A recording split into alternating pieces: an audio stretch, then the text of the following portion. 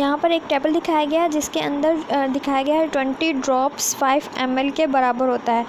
20 drops में 5 कतरे, जब हम किसी मेडिसिन किसी सिरप के या किसी भी लिक्विड डोजेज फॉर्म के 5 हम कह सकते हैं 20 ड्रॉप्स लेते हैं। 20 ड्रॉप्स जब हम किसी भी लिक्विड के ले रहे हैं उसके अंदर 5 ml क्वांटिटी होगी, हम कह सकते हैं 5 ml उसके अंदर मौजूद है। अगर हम ml में कन्वर्ट करें उन ड्रॉप्स को 20 ड्रॉप्स। इसी तरह 1 ड्रॉप की जब हम बात करते हैं, एक ड्रॉप के अंदर 0.06 ml अमाउंट मौजूद होती है। 0.06 ml अमाउंट मौजूद होती है एक ड्रॉप में, और 20 ड्रॉप्स में 5 ml मौजूद होगा।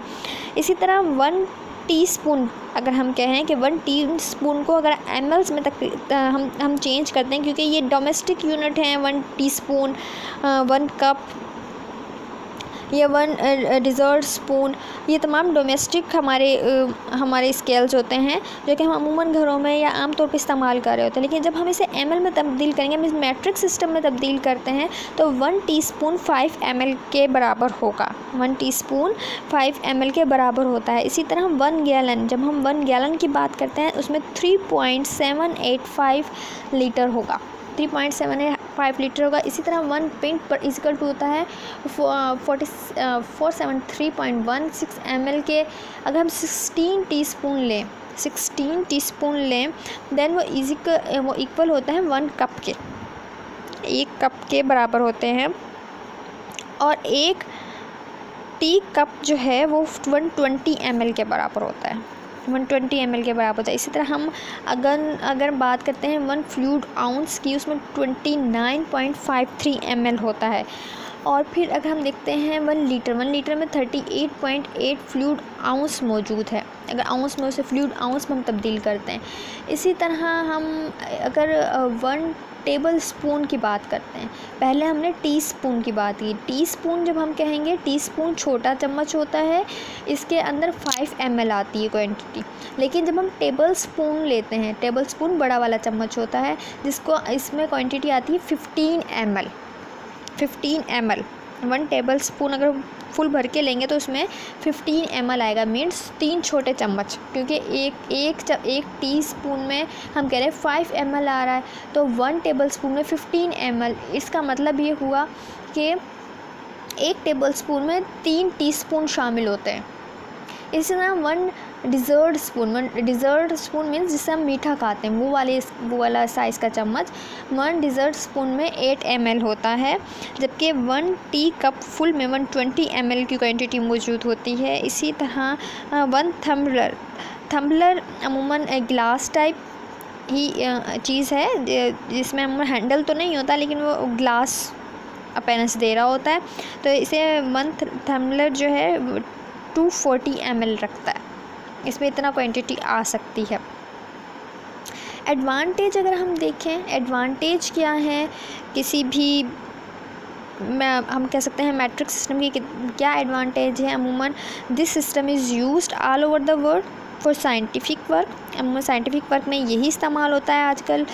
लेटेस्ट जो है कन्वर्जन्स परसेंटेज में वो इजी बना देता है। इसके अलावा calculation become easy and simple, इसके अंदर जो कैलकुलेशन होंगी वो इजी एंड सिंपल होंगी। इसके अलावा यहाँ पे लिखा हुआ है कि calculation of purpose of percentage become easy and simple हो जाती है, एंड कैलकुलेशन ऑफ पर्पस जो है all over the world scientific work के पॉइंट ऑफ व्यू से भी ये इम्पोर्टेंट है। अगर हम मज़ीद देखते हैं मैट्रिक कन्वर्जन चार्ट को, तो इधर दिखाया गया है यूएसए कस्टमली सिस्टम जो कि एम्पीरियल सिस्टम को ज़ाहिर कर रहा है, जबकि मैट्रिक सिस्टम जो कि हमने न्यू सिस्टम जो कि हम आजकल राइज भी है। अब इसमें डिफरेंट कैटेगराइज की गई हैं इस चीज़ों को। लाइक वॉल्यूम के अंदर हम अमूमन 1/4 टीस्पून दिखाया गया है। 1/4 टीस्पून इट्स मीन 1.2 मिलीलीटर शामिल होता है। अगर हाफ हम टीस्पून लेंगे 1/2 टीस्पून की बात करते हैं तो 2.5 मिलीलीटर, और 1 टीस्पून 5 मिलीलीटर का। इसी तरह 1 टेबल स्पून अगर हम लें तो इसमें दिखाया गया है 15 मिलीलीटर। इसी तरह कप्स का भी हिसाब बताया गया, 1 कप के में 240 मिलीलीटर आएगा। अगर हम मैथ्स के पॉइंट ऑफ व्यू से, वेट के पॉइंट ऑफ व्यू से बात करते हैं तो 4 आउंस 1 हम से 110 ग्राम्स के बराबर होता है। इसी तरह टेम्परेचर हम लेते हैं तो इन्हें डिफरेंट फ़ारेनहाइट एंड सेल्सियस के इस पॉइंट ऑफ व्यू से यहाँ पे दिखाया गया है। लेंथ भी यहाँ पे दिखाई गई है सेंटीमीटर्स एंड इंच को सेंटीमीटर में अगर कन्वर्ट करेंगे तो कितना होगा। जिस तरह अगर हम 9 इंच ले रहे हैं तो 23 सेंटीमीटर के कन्वर्जन के बराबर होगी। डोजेज कैलकुलेशन कन्वर्जन में जब ये देखते हैं पोसोलॉजी कहलाता है ये, इसको कह रहे हैं it is the branch of medicine dealing with the doses. Pos meaning dose and logy means science. ये स्टडी भी ले सकते हैं हम। तो posology is a branch of medical science which deals with the dose और quantity of drugs which can be administered to a patient to get the desire pharmacologically action. Posology एक ऐसी मेडिकल साइंसेज की branch है जिसमें हम doses and quantity of drugs के बारे में स्टडी कर रहे होते हैं कि कितनी ड्रग जो है हमारे लिए फ़ायदेमंद है, कितनी ली जाएगी किसी बीमारी के अंदर। Then dose and quantity of drugs study करते हैं which can be administered to a patient to get their desired pharmacologically action, यानी कि वो मिकदार दवाई की जो कि डिज़ायर जो हमारा मतलूबा फार्माकोलॉजिकली एक्शन है वो दे रही हो, उसके बारे में स्टडी कर रहे होते हैं पोसोलॉजी में। तो पोसोलॉजी ब्रांच है मेडिकल साइंसेज की जिसके अंदर हम dose and quantity of drugs के बारे में स्टडी करते हैं। The dose of the drug can not be fixed rigidly because various factors are responsible, age, sex, severity of the disease. अमूमन डोज कोई फ़िक्स्ड पैमाना नहीं है कि अगर एक बंदे के लिए हम डोज प्रिस्क्राइब करें 300 mg दैन वो किसी और पर्सन के लिए भी एग्जैक्टली वही फॉलो किया जाए रूल, क्योंकि अमूमन एज के साथ डोज चेंज होती रहती है। बच्चों के लिए मुख्तलिफ होती है, बड़ों के लिए मुख्तलिफ होती है, बूढ़ों के लिए मुख्तलिफ है। इसी तरह जेंडर के हिसाब से भी चेंज हो जाती है, फ़ीमेल में और मेल के अंदर भी डोज चेंज हो सकती है। सीवियरिटी ऑफ डिज़ीज़ के हिसाब से कि कितना सीवियरिटी है, कितनी जो है किस स्टेज के ऊपर है आपकी डिज़ीज़, उसके हिसाब से भी डोज चेंज की जाती है। तो तमाम की तमाम चीज़ें हम स्टडी करते हैं पोसोलॉजी में। पोसोलॉजी में ये आपके लिए इन्फॉर्मेशन के लिए था। इसके अलावा हम डोजेज कैलकुलेशन कन्वर्जन में इस्तेमाल कर होता था 1 अगर मिलीग्राम को हमें कन्वर्ट करना है किसी और यूनिट के अंदर, देन हम उसे इजीली कन्वर्ट कर सकते हैं। लाइक अगर 1 लीटर को हम कन्वर्ट 1 लीटर हम किसके बराबर होगा, ml में अगर हम ले रहे हैं 1 लीटर हमारे पास मौजूद है, अगर हम उसे मिलीलीटर में ज़ाहिर करना चाहते हैं तो हमें पता चलेगा 1000 मिलीलीटर के बराबर होता है। इस तरह 1 मिलीलीटर 1 cc के बराबर होता है। 5 ml 1 टीस्पून, 3 टीस्पून में 1 टेबल स्पून होगा, 15 ml में 1 टेबल स्पून होगा, 30 ml में 1 आउंस होता है। 1 आउंस में 2 टेबल स्पून लिया जाता है। अमूमन 1 kg में 2.2 पाउंड होगा। इसी तरह 8 आउंस में 1 कप होता है। यहाँ पे dose of proportional to age के बारे में दिखाया गया। डोजेज हम जो है डोज एंड डोजेज को डिफरेंट पैरामीटर्स से देख रहे होते हैं। डोज को मालूम करने के डिफरेंट फार्मूलाज मौजूद हैं जिससे हम मालूम कर सकते हैं dose according to age, according to gender, according to weight, different parameters को इस्तेमाल करते हुए। तो यहाँ पे जैसे कि दिखाया गया there are number of methods by which the dose for a child can be calculated by adult dose, like Young's formula, Dilling formula, Fried formula and Cowling formula. Young's formula जो है Young's formula used for calculating the dose for children under 12 years of age। 12 years of age, under the 12 years of age होगा जो children उनके लिए इस्तेमाल किया जाता है। कैसे मालूम करेंगे हम इस तरह मालूम करते हैं इसको। ये फार्मूला दिया गया है, ये देखिए ये फार्मूला दिया गया है, इसके अंदर दिखाया गया क्या है, dose of child is equal to age in years. जितनी भी एज है उस चिल्ड्रन की वो हम यहाँ लिखेंगे, देन और मल्टीप्लाई कर देंगे उसे अडल्ट डोज के साथ। अगर आपको अडल्ट की डोज़ मालूम है और आपने किसी बच्चे की डोज़ मालूम करनी है, देन आप उस अडल्ट की डोज़ को मल्टीप्लाई करोगे उस बच्चे की एज के साथ, उसे डिवाइड कर देंगे एज इन ईयर्स प्लस 12 के साथ। जो एज है बच्चे की उसमें हम प्लस करेंगे 12 को और फिर इस अमाउंट को डिवाइड करके हम वैल्यू निकाल सकते हैं, डोज निकाल सकते हैं। जैसे यहाँ पे दिखाया गया है इसको यंग्स रूल में आप देखिए किस तरह हम मालूम करते हैं। ये फार्मूला है यंग्स रूल का, जिसमें चाइल्ड एज लेंगे हम ईयर्स के अंदर लेंगे और चाइल्ड एज को हम मल्टीप्लाई करेंगे 12 के साथ। देन हम क्या करेंगे, यहाँ पे देखिए एज ऑफ द चाइल्ड हमने ली उसे मल्टीप्लाई किया हमने अडल्ट डोज के साथ, जो भी हमारे पास आया उसे हम डिवाइड करेंगे चाइल्ड एज प्लस 12 के साथ। ठीक है, अब जैसे हमें यहाँ पे सॉल्व भी किया हुआ है, ये सॉल्व किया हुआ है। अगर एज है 5 ईयर, अगर एज 5 ईयर है देन हम 5 को मल्टीप्लाई करेंगे और अडल्ट की डोज हमें पता है 12.5 mg है, 12.5 mg है, तो हम इन दोनों को मल्टीप्लाई कर देंगे यहाँ पर। और उसके बाद जो है जो नीचे वाली वैल्यू है मीन्स चाइल्ड एन प्लस 12, इसके साथ इसको डिवाइड कर देंगे, तो देन हमारे पास 3.67 mg आएगा। 3.67 mg दिन में 2 से 3 दफ़ा डेली बेसिस पे लेनी है, पूरा डोजेज उन्होंने बताया गया है इसमें।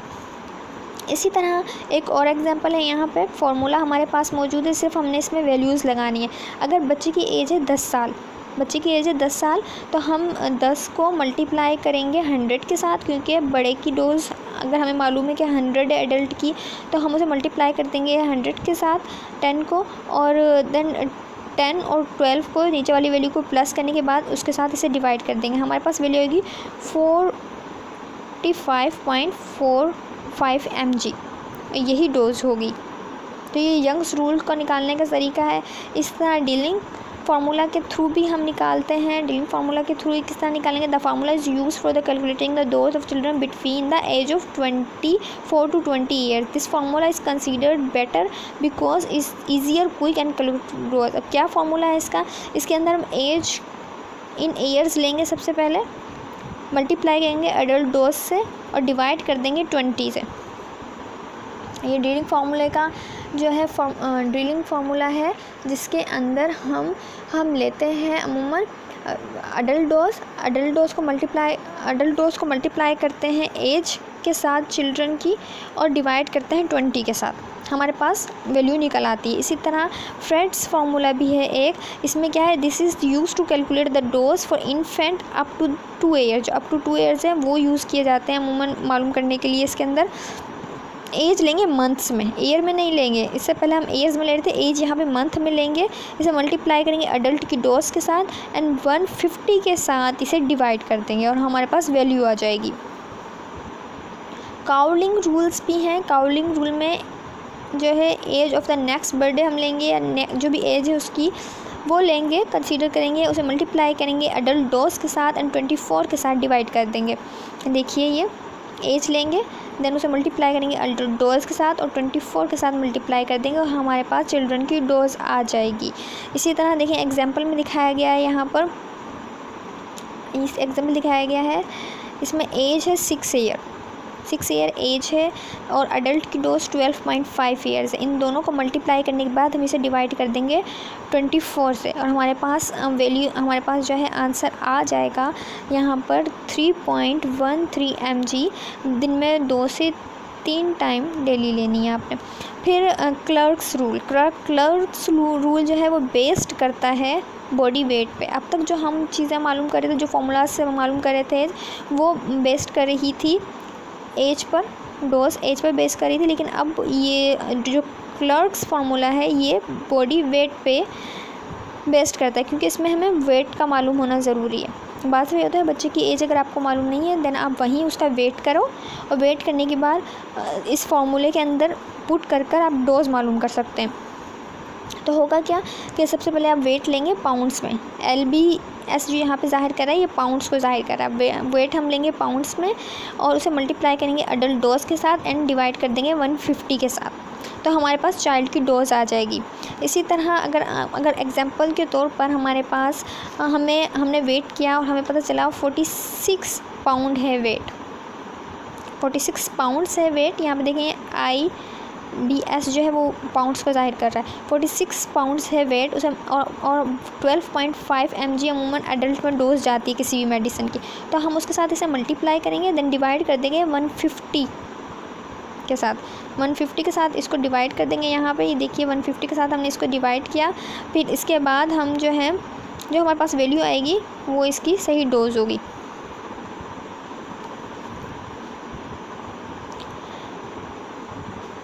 इन geriatric followed formula is use for doses calculation. ये फार्मूला अमूमन ओल्ड एज के पेशेंट्स के लिए यूज़ हो रहा होता है।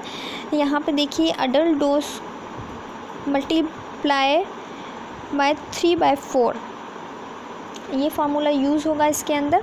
अब यूनिवर्सल फार्मूला भी यूज़ किया जाता है, universal formula for dose calculation. ये क्या है, according to the body weight most of the doses of antibiotics is calculated. तो यहाँ पे ये फार्मूला दिखाया गया है, drugs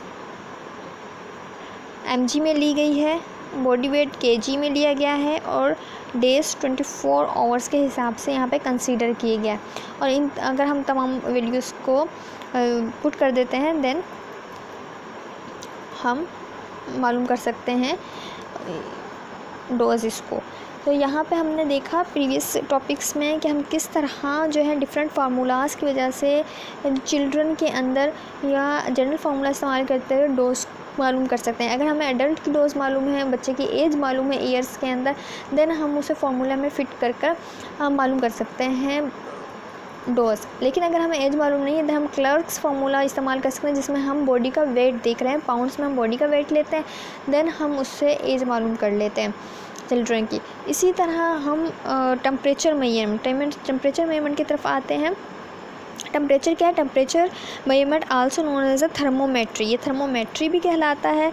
degree are used to indicate temperature. Degrees are used to indicate the temperature. There are 3 types of temperature scales commonly used today: Celsius, Fahrenheit and Kelvin. ये 3 types के scales use किए जाते हैं। Scale की अगर हम बात करते हैं, the temperature is measured of our thermal energy in a body. Okay, normally measured degree uses, अब देखिए इस तरह यूज़ होती हैं ये यहाँ पर दिखाया गया है कि डिग्री जो यूज़ होती है इस तरह हम निशान से इस्तेमाल कर रहे होते हैं, सिंबल्स यूज़ कर रहे होते हैं। One of the flowing scale हो सकती है फ़ारेनहाइट होगी, या फिर सेल्सियस या सेंटीग्रेड। सेल्सियस एंड सेंटीग्रेड दोनों ही एक ही चीज़ के नाम है, सेल्सियस एंड सेंटीग्रेड। और देखिए इसका सिंबल क्या चीज़ है, सी डाल के इसके ऊपर डॉट्स डाल जाता है तो ये डिग्री को ज़ाहिर करता है। जो डॉट्स दिखाए गए यहाँ पर भी ये डिग्री को ज़ाहिर कर होता है। इसमें एफ़ के ऊपर जब ये डॉट डाला होता है इट्स मीन फ़ारेनहाइट, डिग्री को ज़ाहिर कराए। केल्विन के ऊपर जब ये डॉट डाला हुआ है तो इट्स मीन केल्विन को ज़ाहिर करे, या टेम्परेचर की ये डिग्री है एक। अब देखिए सेंटीग्रेड इज सेल्सियस टेम्परेचर, हम इसे सेंटीग्रेड भी कहेंगे, सेल्सियस टेम्परेचर भी कहेंगे। दिस स्केल बेस्ड ऑन 0, ये किस पे बेस्ड कर रहा है, 0 freezing point of water and 100 boiling point of water पे बेस्ड कर रहा है। इसी तरह हम अगर फ़ारेनहाइट स्केल की बात करते हैं, the scale based on 32 for freezing point of water and 212 for the boiling point of water को ज़ाहिर कर रहा है। अब ये देखिए यहाँ पे जैसे कि दिखाया गया बॉइलिंग पॉइंट ऑफ वाटर है। अब फ़ारेनहाइट में हम लेंगे तो 212 डिग्री के ऊपर बॉयल होगा फ़ारेनहाइट के स्केल के हिसाब से। लेकिन अगर सेंटीग्रेड की या हम कहते हैं सेल्सियस स्केल हम लेते हैं देन 100 के ऊपर पानी बॉयल होता है। इसी तरह केल्विन के हिसाब से 373 पे ये बॉयल होगा। जबकि अगर फ्रीजिंग पॉइंट देखें तो अगर फ़ारेनहाइट स्केल के हिसाब से 32 पे फ्रीज़ होता है water, and centigrade and Celsius scale जो हम आमतौर पे इस्तेमाल कर रहे होते हैं, हमारी फ्रिज के अंदर भी अमूमन सेंटीग्रेड या सेल्सियस इस्तेमाल हो रहा होता है, तो वहाँ पर वो 0 के ऊपर फ्रीज़ होगा। जबकि अगर केल्विन में लेंगे तो 273 पे फ्रीज़ होता है। इसी तरह अगर हम नेक्स्ट देखते हैं, how can we convert between different scales of temperature, हम डिफरेंट स्केल्स ऑफ टेम्परेचर को किस तरह कन्वर्ट कर सकते हैं। लाइक फ़ारेनहाइट हमें दिए हुए तो हम उसे सेल्सियस में कैसे करेंगे, सेल्सियस दिया हुआ तो हम उसे केल्विन में कैसे करेंगे। देन फ़ारेनहाइट का फार्मूला दिया गया है यहाँ पर, ये देखिए ये फ़ारेनहाइट का फार्मूला दिया गया है।